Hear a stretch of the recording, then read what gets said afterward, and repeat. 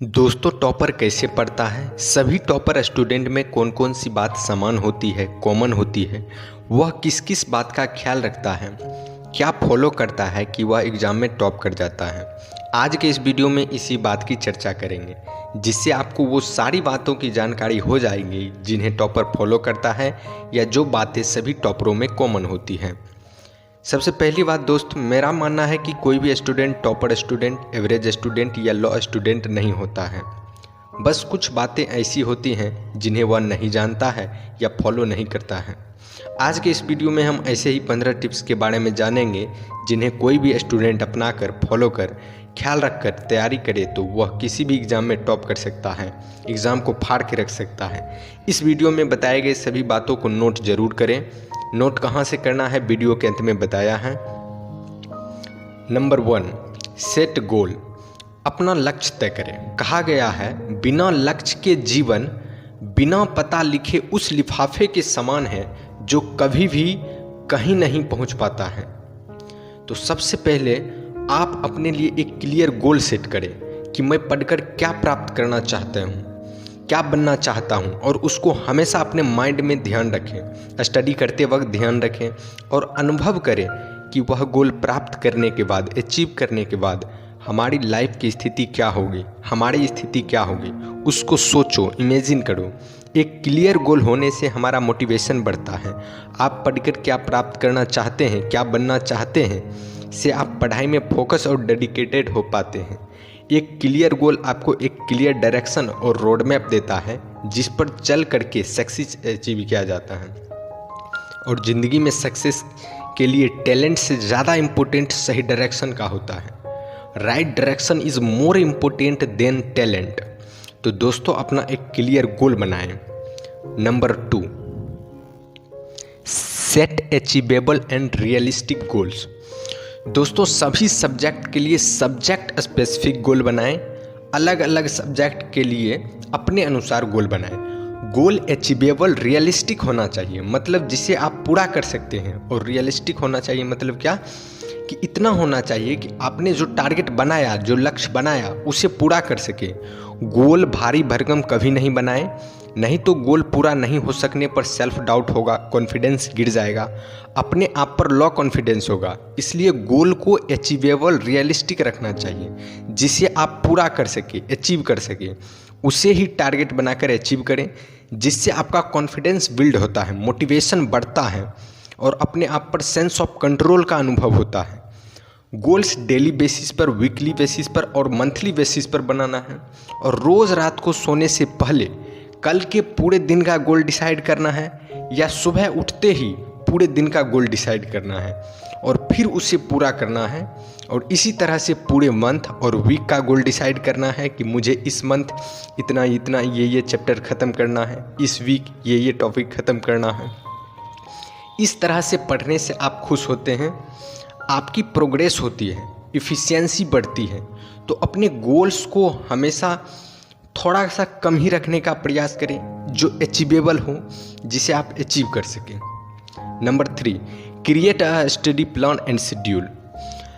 दोस्तों, ऐसा study plan and schedule बनाएं जिसमें रीडिंग, प्रैक्टिस एंड रिवीजन करने के लिए पर्याप्त समय होना चाहिए। दोस्तों, मुझे नहीं लगता है कि दुनिया का कोई भी इंसान टाइम टेबल वाले स्टडी रूटीन को फॉलो कर पाता होगा। जैसे इतना बजे से लेकर इतना बजे तक में ये सब्जेक्ट पढ़ना है, इतना बजे से इतने बजे तक में ये पढ़ना है। ऐसी पढ़ाई 5 दिन से ज़्यादा नहीं हो पाती है।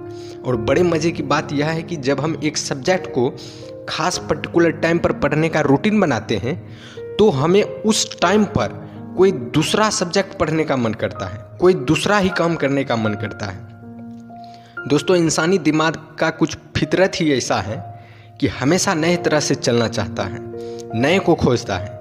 इसलिए तो आपने अब तक बहुत सारे रूटीन बनाए होंगे, पर 3 से 4 दिन से ज़्यादा किसी टाइम टेबल रूटीन पर चल नहीं पाए होंगे। तो दोस्तों, आपको एक ऐसा स्टडी प्लान और शेड्यूल बनाना पड़ेगा जिसमें रीडिंग, प्रैक्टिस एंड रिवीजन करने के लिए पर्टिकुलर टाइम ब्रॉडली यानी मोटे तौर पर फिक्स होना चाहिए। और ये 100% किया जा सकता है, बहुत ही अच्छे तरह से किया जा सकता है। जैसे कि मुझे इस टाइम से इस टाइम के बीच में डेली रोज सिर्फ और सिर्फ रीड करना है या लेक्चर करना है। इस टाइम से इस टाइम के बीच में सिर्फ और सिर्फ प्रैक्टिस करना है या रिवीजन करना है। इससे क्या होगा, एवरी नेक्स्ट डे, प्रत्येक अगले दिन जब भी आपका रिवीजन या प्रैक्टिस करने का समय आएगा, आपका पावरफुल सबकॉन्शियस माइंड पहले से ही तैयार हो जाएगा, जिससे आपको इनडायरेक्टली बहुत फायदा होता है। मतलब कि अपने स्टडी रूटीन को कभी भी स्ट्रिक्ट ना रखें, करा ना करें, तो अपने स्टडी प्लान को, गोल्स को हमेशा मोटा मोटी रखें, एक टाइम के रेंज में रखें कि मुझे इस वीक ये करना है, इतने बजे से लेकर इतने बजे तक में सिर्फ और सिर्फ रिवीजन करना है या लेक्चर देखना है, जिससे आप सभी सब्जेक्ट को, टॉपिक को अच्छे तरह से इफेक्टिवली कवर कर सकें। Number 4, understand the concept. दोस्तों, आपको कॉन्सेप्ट को रटने के बजाय उसको डीपली समझना है, उसको डीपली फील करना है। कुछ चीज़ों को तो रटना ही पड़ेगा, लेकिन जो कॉन्सेप्ट है उसको हमेशा समझने का प्रयास करें, क्योंकि कॉन्सेप्ट को गहराई से समझने से स्ट्रॉन्ग फाउंडेशन बनता है, जिसकी मदद से आप कॉम्प्लेक्स टॉपिक को भी आसानी से समझ सकते हैं। कॉन्सेप्ट को डीपली समझने से आपकी प्रॉब्लम सॉल्विंग स्किल बढ़ जाती है। कॉन्सेप्ट को ठीक से समझने से बहुत लंबे समय तक याद रखने की क्षमता, मेमोरी रिटेंशन पावर बढ़ जाती है। आप ज़्यादा क्रिएटिव होने लगते हैं और आपका कॉन्फिडेंस नेक्स्ट लेवल पर होता है। तो बजाय कॉन्सेप्ट को सिर्फ याद करने के, कॉन्सेप्ट को समझने की कोशिश करें। Number 5, stay organised.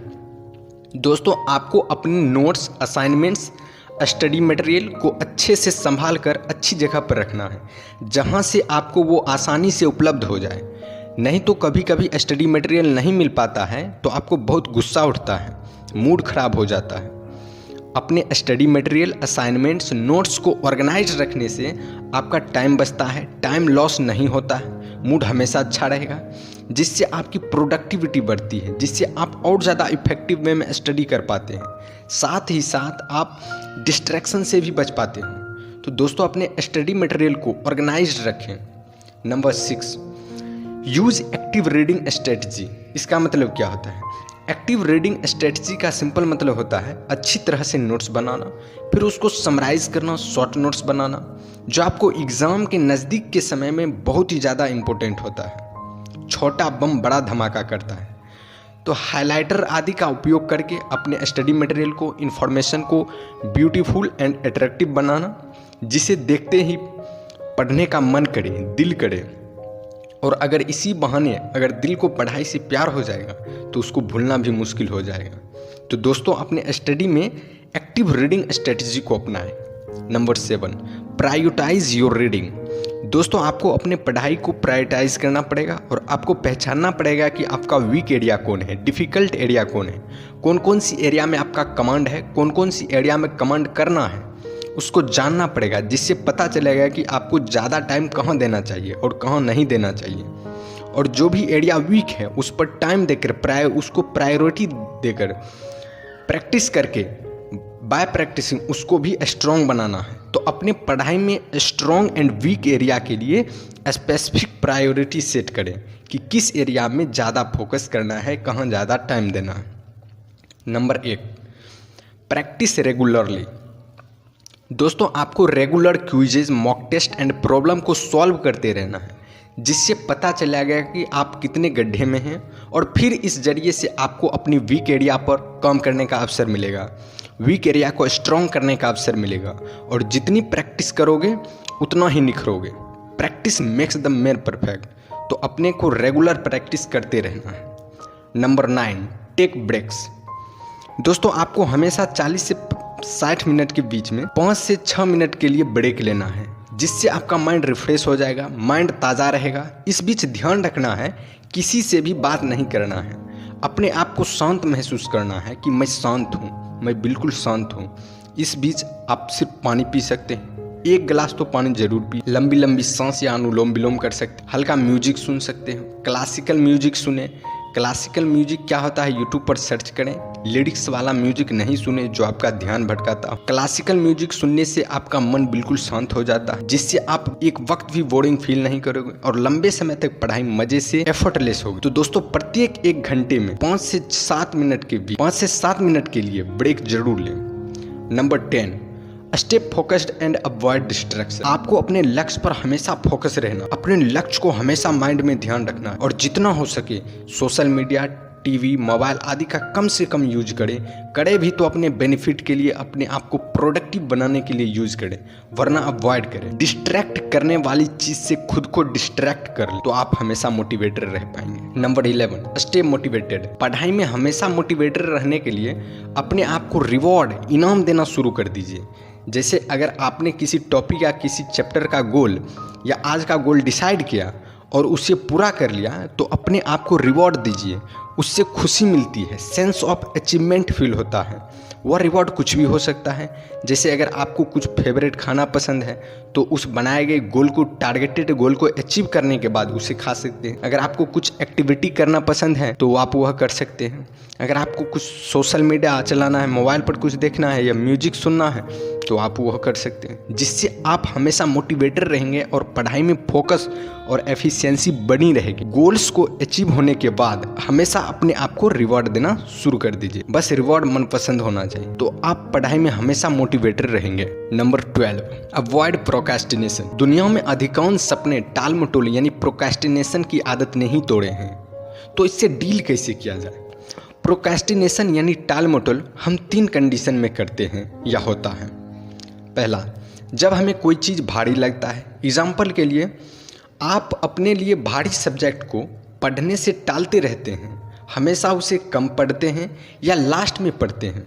नंबर 2, जिसका रिजल्ट बहुत लंबे समय बाद आना होता है। फॉर एग्जाम्पल, सब लोग जानते हैं कि सुबह उठना स्वास्थ्य के लिए अच्छा होता है, लेकिन कम ही लोग उठ पाते हैं क्योंकि इसका रिजल्ट, बेनिफिट बहुत लंबे समय बाद मिलता है, इसलिए इसे भी लोग टालते रहते हैं। सभी को तुरंत इसका बेनिफिट चाहिए जो कि मिलता नहीं है।